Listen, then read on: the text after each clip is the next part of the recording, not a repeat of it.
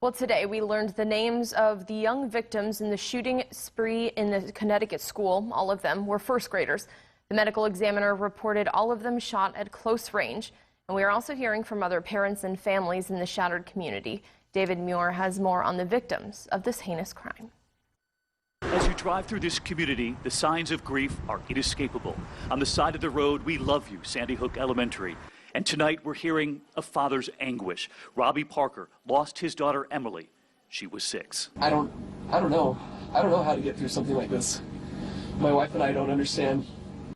And this evening, a horrific portrait of just who the gunman targeted. 2 first-grade classrooms. In one class, every student but one shot and killed. 15 first graders in that one room alone lost in an instant. In another classroom, 5 of the victims were children. We know a little boy who had a twin sister. He died. His twin in another classroom hiding in a bathroom with her teacher survived. We know the school principal is among the dead. Dawn Hochsprung married a mother herself. Now it's believed as the horror unfolded, she might have turned on the PA system so that the teachers in the school could hear, could be warned of the danger coming. Mary Sherlock, the school psychologist, married and a mother too. Her family in a statement tonight saying Mary felt like she was doing God's work by helping children. Another teacher, Victoria Soto, 27.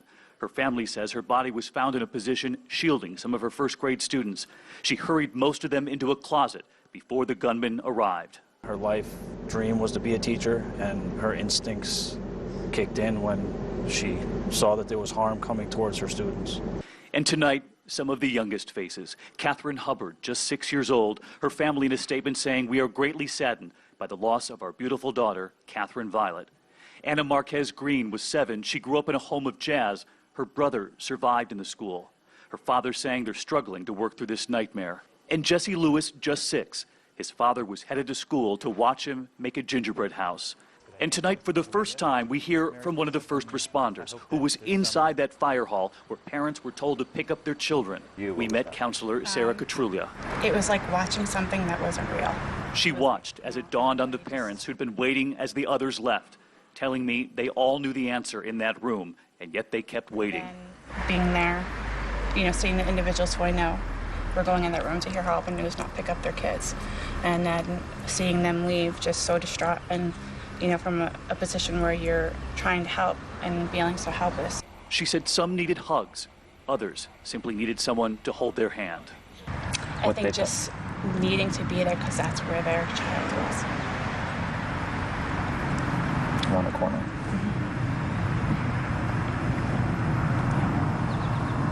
And for you, what was the hardest part about last night, going home?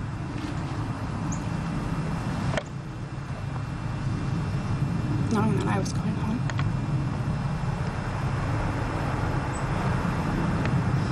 And I was going home to a family and loved ones and, taking that with me, but those families were going home and somebody didn't go home with them.